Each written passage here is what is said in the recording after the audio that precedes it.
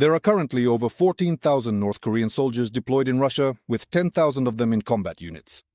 In particular, the main group is in the Kursk region, which is almost right up against the border with Ukraine. The losses among Kim's soldiers are enormous.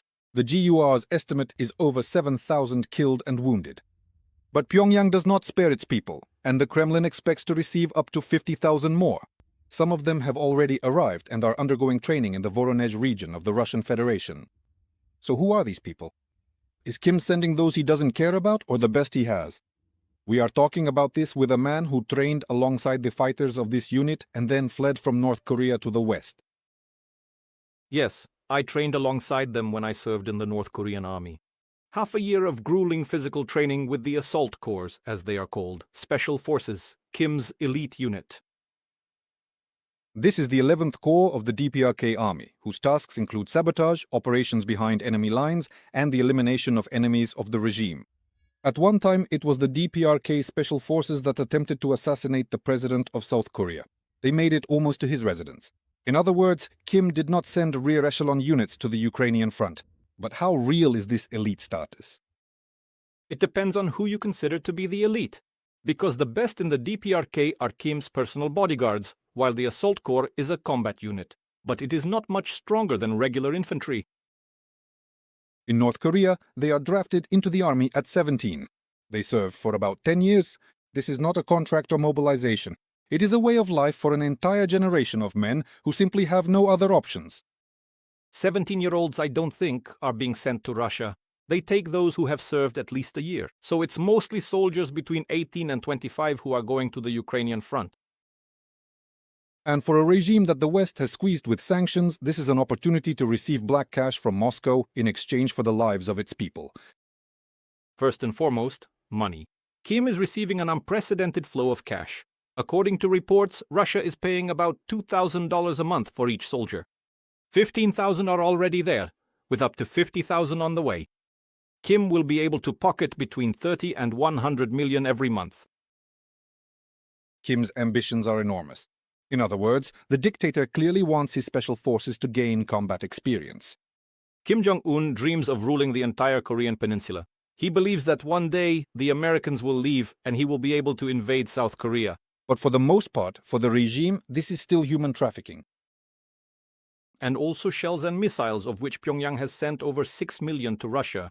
Kim is earning billions from weapons and from selling soldiers. But the main thing is that not a single cent reaches either the soldiers themselves or their families. Everything goes personally to the leader of North Korea.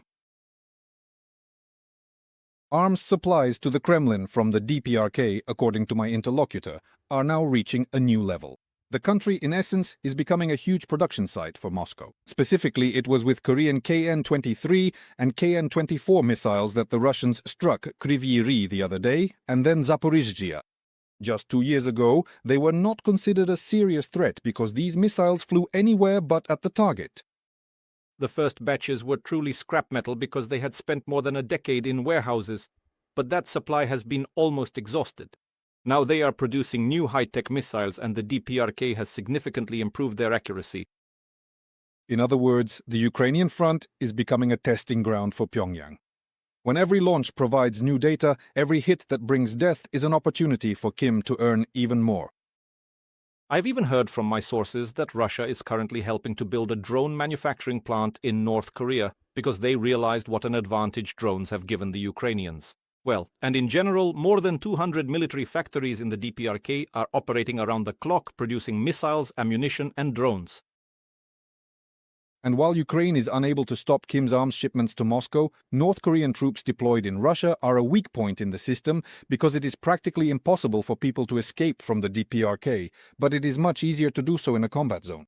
And the entire propaganda system in Kim's army is focused precisely on this, preventing the appearance of defectors. When I served, there were ideological indoctrination sessions every single day. Soldiers are constantly having it drilled into their heads, your sacrifice is glory for the country. But if you betray or even surrender, your relatives will suffer. Yes, among the Koreans who have now been sent to Russia, there are quite a few fanatics, but this is more of a consequence of living in a complete information vacuum. I recently spoke with a North Korean soldier who defected, and he said that he only heard foreign radio for the first time 3 months before his escape. He is about 20 years old, and he has had no information from the outside world his entire life.